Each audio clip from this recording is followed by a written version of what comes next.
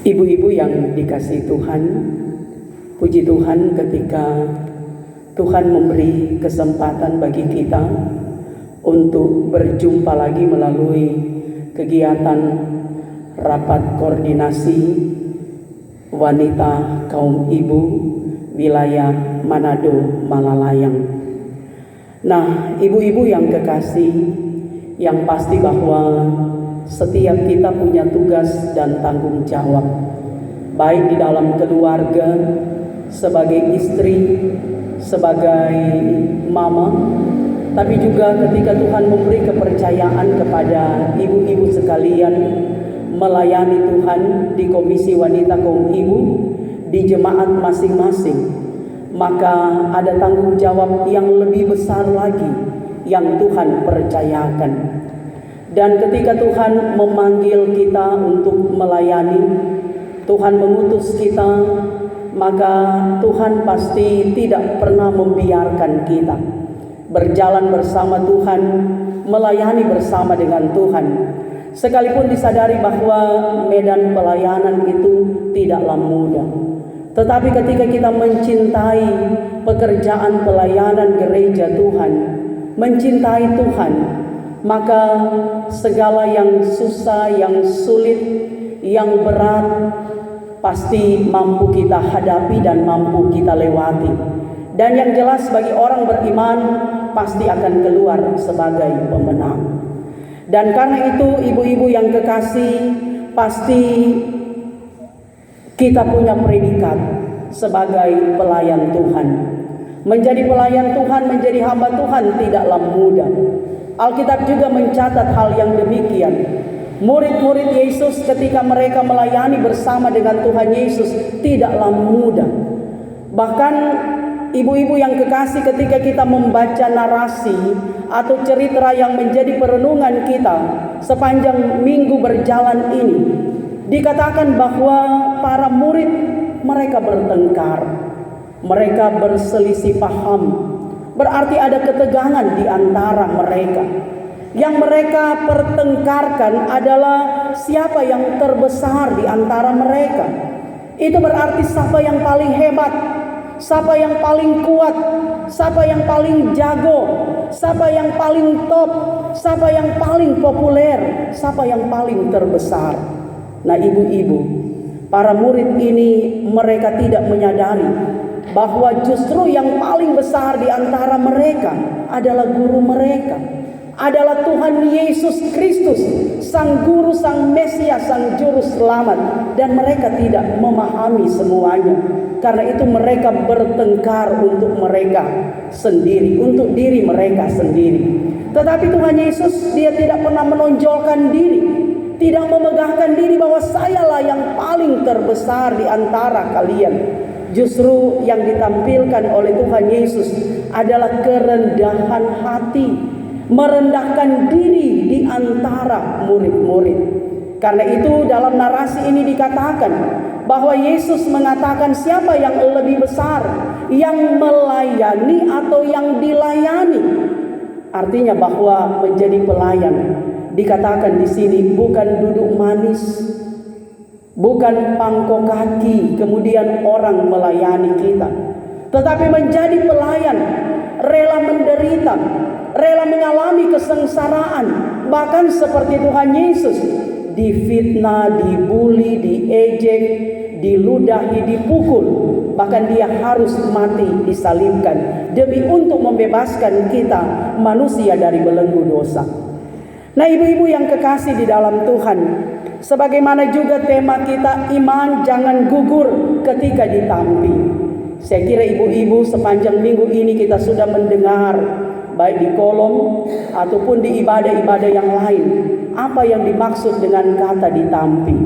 Kalau dalam Alkitab ini dikatakan bahwa gandum itu ditampi, ditapis, sama dengan tapis padi atau tapis beras. Ketika tapis dengan sosiru, padi dia pisah dengan konga. Atau beras, kalau dulu kan beras itu mesti tapis karena kotor. Tapi sekarang lain kali sondak tapis, langsung dimasak. Nah, ketika menapis beras pasti konga tak sendiri, beras tak sendiri, atau padi tak sendiri, konga tak sendiri. Nah seperti itu saudara. Maka itu yang diumpamakan oleh Tuhan Yesus terhadap Petrus, Simon atau Petrus atau Kefas yang disebut batu karang. Nah Petrus ini dia selalu menjadi murid yang ada di garda terdepan. Dia selalu merasa percaya diri bahwa dia yang paling hebat di antara murid-murid yang lain. Nah Tuhan Yesus dia katakan, jangan sampai ketika ia ditampi imannya gugur. Bahkan Yesus tahu bahwa sebelum ayam berkokok, Petrus dia sudah menyangkal Yesus 3 kali. Padahal dalam bacaan kita Petrus katakan, walaupun aku dipenjarakan, aku mati, aku tetap mengikut Yesus. Tapi justru ketika Yesus dia ditangkap, bacaan kita minggu yang akan datang, semua murid lari termasuk Petrus. Tidak ada yang mengakui bahwa Yesus adalah guru mereka. Orang Manado bilang tidak ada tuh pasang dada for Tuhan Yesus, pasang badan for Tuhan Yesus, membela Yesus, karena semua lari tidak mau menderita bersama Yesus. Nah saudara-saudara, ibu-ibu yang kekasih, kita melihat bahwa Tuhan Yesus dia mengecam Petrus, karena memang Yesus tahu apa yang akan terjadi nanti ketika dia akan ditangkap. Nah karena itu dikatakan bahwa iman jangan sampai gugur ketika ditampi. Setiap orang yang beriman pasti percaya Yesus adalah Tuhan, adalah Mesias. Sekalipun disadari ibu-ibu bahwa tantangan itu selalu datang.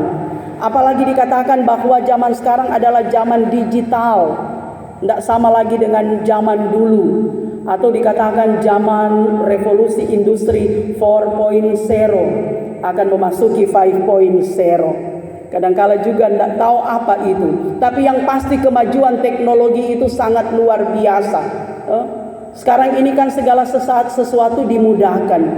Mau makan dari rumah saja pesan. Mau belanja online. Apa saja yang mau suka, kalau ada peluru pasti semua mau beli. Apalagi ibu-ibu terkenal dengan suka shopping. Di mana-mana seorang wanita, seorang perempuan, bahkan seorang ibu terkenal dengan fashion dan seterusnya. Kalau bapak-bapak kan punya baju tidak sama dengan ibu-ibu. Ibu-ibu banyak modelnya. Mau suka brokat, mau suka polos, mau suka transparan, mau suka apa saja, mulai dari ujung rambut sampai ujung kaki. Mau tas warna apa, sepatu warna apa, ibu-ibu bisa. Kalau bapak-bapak pakai sepatu pasti cuma hitam dan coklat, tidak ada pink bapak-bapak pakai sepatu. Pasti juga kemeja, tangan panjang, tangan pendek, polos, batik, dan cuma itu. Walaupun mahal tetapi itu. Tapi kalau ibu-ibu banyak modelnya, kita mengakui semuanya. Nah itulah zaman yang kita saksikan sekarang ini. Nah firman mengatakan jangan sampai iman kita gugur ketika kita menghadapi tantangan, menghadapi cobaan. Apalagi ibu-ibu yang hadir ini adalah teladan-teladan di jemaat sebagai komisi wanita kaum ibu jemaat. Itu berarti kita adalah pilihan di jemaat, menjadi patron bagi ibu-ibu yang lain. Sebab yang pasti ketika kita dipanggil melayani, ketika kita tampil sebagai pelayan Tuhan di jemaat, maka segala sesuatu akan dinilai. Perkataan kita orang mau nilai, sikap perbuatan kita orang mau nilai, orang pegaya, lifestyle orang mau nilai. Kadangkala ibu-ibu, namanya ibu-ibu, mereka kadang ada suara sumbang mengatakan, tuh ibu A, dia UPK, marga aja pakai baju dari atas lebih ke bawah, dari bawah lebih ke atas. Kadang seperti itu. Jadi memang segala sesuatu dinilai. Kurang dompet orang tidak janilai. Sama dengan pendeta. Artinya menjadi pelayan Tuhan itu bagaikan ikan dalam akuarium. Kalau sekarang ini terkenal dengan aquascape. karena yang di dalam situ adalah yang hidup-hidup. Tapi tetap akuarium kelihatan ada ikan di dalam. Gerak-gerik ikan itu selalu dinilai. Maka itulah juga kehidupan kita, apalagi sebagai pelayan UPK Wanita Kaum Ibu. Segala sesuatu dinilai. Bahkan seperti dalam narasi kita dikatakan para murid, mereka bertengkar siapa yang terbesar. Kadang-kala juga itu ibu-ibu terjadi dalam pelayanan kita. Di komisi kadang-kala seperti itu. Di jemaat juga kadang seperti itu. Di kolom juga kadang ada pertengkaran. Namun firman Tuhan mengingatkan kita bahwa yang terbesar adalah Tuhan Yesus. Ketika fokus pelayanan kita untuk Tuhan, melayani dengan sungguh-sungguh, mencintai Tuhan, selalu meminta hikmat dari Tuhan, menempatkan Tuhan di atas segala-galanya, kita tidak akan gagal dalam pelayanan. Tidak gagal paham, tidak gagal fokus, tapi kita memahami bahwa pelayanan ini adalah anugerah Tuhan, bukan milik kita. Tapi sang kepala gereja, dia punya pelayanan. Dia memberi hikmat, dia memberi kekuatan, kesehatan, dia memberikan inspirasi, kemampuan bagi kita melayani dengan rendah hati. Kalau pelayanan itu didasarkan dengan keangkuhan, dengan kehebatan, dengan kesombongan, ada dengki, ada iri hati, pelayanan itu akan kaos, kacau. Tapi ketika pelayanan itu selalu didasarkan pada kerendahan hati, sama dengan Tuhan Yesus Kristus. Bahkan Yesus ketika dia diludahin tidak pernah membalas. Artinya Yesus tidak pernah balas kejahatan dengan kejahatan. Tapi yang Yesus ajarkan, balas kejahatan itu dengan kebaikan. Orang lempar batu, balas dengan kapas. Kalau sekarang ini orang lempar batu, balas dengan kapas. Kapas isi batu. Lebih menyakitkan lagi. Tapi di wilayah Manado Malalayang tidak ada seperti itu. Karena saya hampir 6 tahun juga di Malalayang, waktu masih satu dengan Malalayang Timur, tidak ada yang demikian. Tetap memiliki hati sebagai seorang hamba, walaupun tidak segampang membalik telapak tangan, memiliki hati sebagai seorang hamba. Karena memang tugas kehambaan itu sangat berat, seperti yang dilakukan oleh Tuhan Yesus. Tapi kita percaya ibu-ibu, ketika Tuhan memberi kepercayaan bagi kita untuk melayani, kerjakan pelayanan dengan sukacita. Cintai Tuhan supaya kita bisa mencintai pelayanan. Karena yang pasti bahwa di samping kita melayani, di rumah orang punya tugas, melayani suami, anak-anak. Tetapi melekat dalam diri seorang ibu adalah tiang doa, menjadi pendoa. Bahkan beberapa minggu yang lalu saya membaca status dari Ibu Penatua wilayah Kaum Ibu, Ibu Penatua Jane. Kalau ibu-ibu juga pasti baca, di bawahnya itu di captionnya ditulis, wanita itu bukan sekedar bahodeng, tapi wanita itu adalah mafana rumah.